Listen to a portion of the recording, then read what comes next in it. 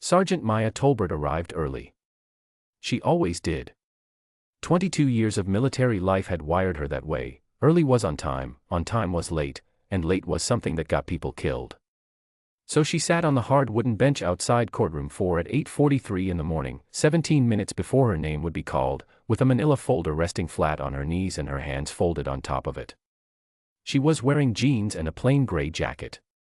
No uniform. She had thought about wearing it. She had stood in front of her closet that morning, fingers touching the pressed fabric, the ribbons, the sergeant's stripes. Then she had stepped back and chosen the gray jacket instead. She told herself it was because the citation was minor. A lane change. $40. She did not let herself think about the other reason. The courthouse hallway smelled like old coffee and floor wax. A ceiling fan turned slowly above her, pushing warm air in lazy circles. Two men in suits walked past, talking about a deposition. A young woman in braids sat 3 benches down, bouncing a toddler on her knee. Nobody looked at Maya. Nobody acknowledged the woman sitting quietly with her folder and her folded hands. She was used to that. Officer Dale Pruitt walked through the hallway at 8:51. He was a big man, broad across the shoulders, with the kind of walk that expected rooms to arrange themselves around him. He had his uniform on, his hat tucked under one arm, a coffee cup in the other hand.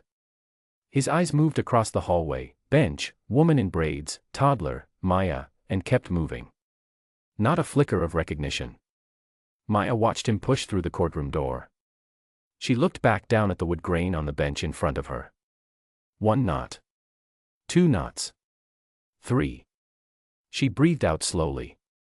The lane change had happened 6 weeks ago on a Tuesday evening on Ridgeline Avenue. Maya had signaled, checked her mirrors, moved into the left lane, and accelerated to merge with traffic. Standard. Clean. She had been driving for 22 years across 3 continents, including roads in Iraq where a wrong turn didn't earn you a ticket, it earned you a funeral. Pruitt had pulled her over 2 blocks later. She had been polite. She was always polite during stops, not because she was afraid, but because she understood that a black woman in a car on the side of a road occupied a specific kind of danger, and she had survived too many real dangers to invite a preventable one. She had given him her license and registration without being asked. She had kept both hands on the wheel. She had answered his questions in short, clear sentences. He had told her she had cut off a silver sedan. She had told him, calmly, that she had signaled and that there had been 3 car lengths of space. He had told her she was mistaken. She had asked if there was dashcam footage. He had told her to have a good evening. The ticket had arrived in the mail 4 days later. She had read the report attached to it, the official written account of what had happened that Tuesday evening on Ridgeline Avenue, and she had sat very still at her kitchen table for a long time. The report said she had changed lanes without signaling. It said she had been argumentative and agitated when questioned. It said the silver sedan had been forced to brake suddenly to avoid a collision. None of that was true. Not one word of it. Maya had requested the dashcam footage through the department's official process. The request had been denied. Equipment malfunction, the response said. She had filed a second request through a different channel. That one had gone unanswered for 3 weeks, then returned with a single stamped word, unavailable. She could have paid the $40. Everyone she told the story to suggested, gently, that she pay the $40. Her sister said it. Her neighbor said it. Even her friend Darnell, who was a lawyer and knew better, said it with his eyes even when his mouth said something else. She had bought a new manila folder instead, and she had started collecting paper. The courtroom was smaller than she expected. 2 rows of gallery benches, a raised platform for the judge, the defendant and plaintiff tables facing forward like desks in a classroom. A single window on the left side let in a strip of morning light that fell across the floor and stopped, as if it had been told to go no further. Judge Patricia Warren was a small woman with silver hair pulled back tightly and reading glasses she took on and off with the rhythm of someone who had been doing this exact job for a long time. She had a no-nonsense manner that Maya respected immediately, the kind of person who said what she meant without decorating it first. Pruitt took the stand. He was good at this. Maya could see that. He spoke clearly, made eye contact with the judge, used precise language. He described the evening in confident, organized detail. The lane change. The silver sedan. His own observations from the patrol vehicle. His voice was calm and professional, the voice of a man who had testified before and knew that confidence looks like honesty from the outside. Then he described Maya. She had been agitated at the stop, he said. Argumentative. He had needed to repeat his instructions twice. She had questioned the validity of the citation in a manner that was unproductive. He said this last part with a slight tilt of his head, as though he were sorry to have to mention it. Maya's hands rested in her lap. She looked at the strip of light on the floor. It had not moved. When it was her turn, she stood, walked to the indicated chair, sat down, and stated her name and address clearly. She had spoken for approximately 90 seconds when Pruitt interrupted. He said that she was mischaracterizing the sequence of events. Judge Warren allowed it.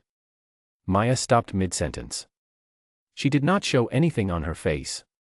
She waited until Pruitt finished, and then she continued from exactly the word where she had stopped, the way you resume a task after an interruption in the field, without drama, without losing your place, without giving the interruption more importance than it deserved. He interrupted her a second time. Then a third. By the third time, something small had shifted in the gallery. A woman near the back straightened slightly. An older man crossed his arms. The young woman with the toddler, who had come in and taken a seat during the proceedings, looked between Maya and Pruitt with an expression that was working something out. Judge Warren gave Pruitt a look over her reading glasses on the third interruption. He sat back. Maya finished her account. Pruitt was given a chance to respond.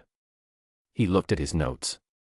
He said, with the tone of a man patiently correcting a misunderstanding, that the dashcam footage, the footage Maya had mentioned, the footage she had twice requested through official channels, was unfortunately unavailable due to a recording malfunction that evening. He said that in his experience, civilians who contested citations often had trouble recalling the specific sequence of events accurately. He paused. He looked at Maya's jeans and her plain gray jacket. She doesn't seem, he said, like the type who follows instructions well. The courtroom went quiet. Not the quiet of an empty room. The quiet of a room full of people who have all just heard the same thing and are each deciding privately what to do with it. Judge Warren looked at Pruitt. Then she looked at Maya. Maya looked at the judge. Your Honor, she said, may I address that? The judge nodded once. Maya reached into her manila folder. She did not make a production of it. There was no moment of theater. She simply reached in and brought out 3 documents, the way you bring out the right tool for the job, no ceremony, no hesitation, total confidence in what you are holding. She placed them on the edge of the table. She slid them gently toward the bailiff with 2 fingers. The first document was her military service record. 22 years. 2 deployments to Iraq. 1 deployment to Kuwait. The record listed her rank, Sergeant First Class, and below that, itemized in the clipped, factual language of military documentation, the positions she had held, the units she had served, the evaluations she had received in each of them. Every evaluation used the same word in different combinations: exceptional, reliable, performs under pressure, trusted with leadership in high-stakes environments. The second document was her current status. Not retired. Active reserve, reporting monthly to her unit, holding the rank she had earned. There was a seal at the top of the page, and below the seal, a designation most civilians in that room would not have recognized, but Judge Warren clearly did, because her chin came up slightly when she read it. The third document was a letter. It was written on military letterhead and signed by her commanding officer, Colonel James Okafor. Maya had not told Okafor why she needed it. She had simply said she was going to court and would like a character reference.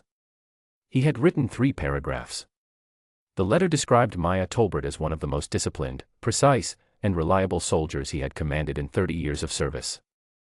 It described her capacity to follow complex instructions under extreme pressure, not in a courtroom, but in environments where a failure to follow instructions correctly did not produce a $40 fine. It produced casualties. Maya had not brought the letter because she thought she would need it. She had brought it because Maya Tolbert did not walk into any room, anywhere, under any circumstances, without her paperwork. The judge read all 3 documents. She read them the way experienced people read things that matter, slowly, without expression, going back to check something on the second page before finishing the third. The courtroom was still very quiet. Pruitt had the commendation page in his hand. He read it. He looked up at Maya. He looked back down. Something moved across his face, not shame, not exactly. Shame would have required a kind of self-awareness that Maya suspected was genuinely beyond him. It was something smaller and meaner, the look of a man who has said something out loud that he cannot take back, in a room full of witnesses, and is becoming aware, in real time, of what that means. Maya looked at the strip of light on the floor. It had moved about 3 inches while she had been in this room. The morning was getting on. I have followed instructions, Maya said, to the judge and to no one else in the room, in environments where getting them wrong meant people died. She folded her hands. I followed them correctly. Judge Warren took her reading glasses off. She set them down on the bench in front of her with a quiet, precise click, and she looked at Pruitt for a long moment. It was the kind of look that does not require volume or decoration. It was simply a look that contained a complete thought, and the complete thought was not complimentary. She looked at the 3 documents again. Then she ruled. Case dismissed. The written incident report would be flagged for departmental review. The denial of dashcam footage requests would be forwarded to the Internal Oversight Office. She said this without raising her voice, without editorializing, the way a person issues a consequence that has already been decided and requires no further discussion. Then she paused.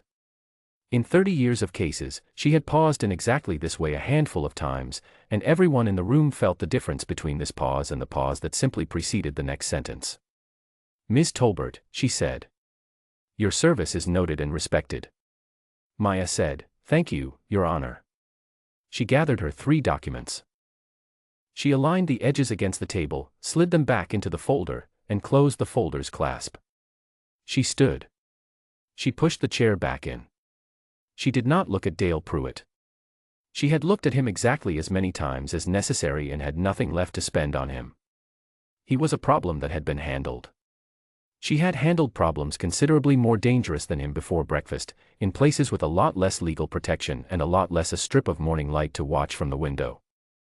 In the hallway, she put on her jacket properly. She had been in too much of a hurry going in and had left it slightly crooked on one shoulder, and she stood at the elevator and pressed the button and waited. The doors had not yet opened when she heard footsteps behind her. She turned. It was the woman from the back of the gallery. Older, maybe 65, white hair, a canvas tote bag over one shoulder and the expression of someone who had been working up to something since she left her bench. She stopped about 3 feet from Maya and looked at her with steady, serious eyes. Thank you, she said. She did not explain for what. She did not elaborate or extend it. She said it the way you say something you have been carrying for a while and have finally found the right person to leave it with. The elevator opened. Maya looked at her. She nodded once. She stepped into the elevator, and the doors closed, and she rode down to the ground floor in the quiet hum of the building going about its ordinary day. Outside, the morning was bright and a little cool. The street was doing what streets do, moving, filling up with people, making noise, being indifferent to any single person moving through it. Maya walked to her car, unlocked it, set her folder on the passenger seat, and sat for a moment with both hands on the wheel. $40. That was what this had begun as. She thought about the men who had written argumentative in an official report. She thought about the 2 denied dashcam requests, each one a door closed in a hallway she was supposed to have access to.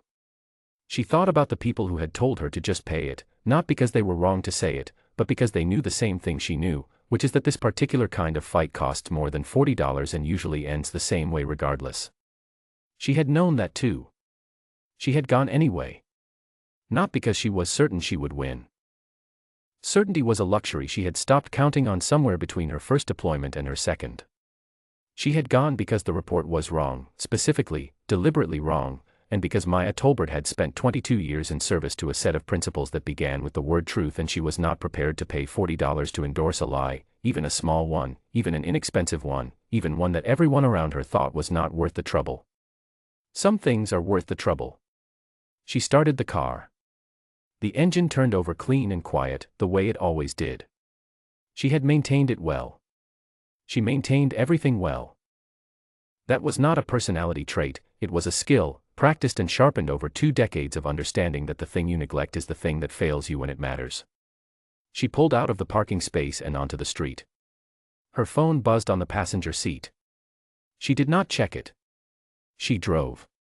3 blocks from the courthouse, she stopped at a red light.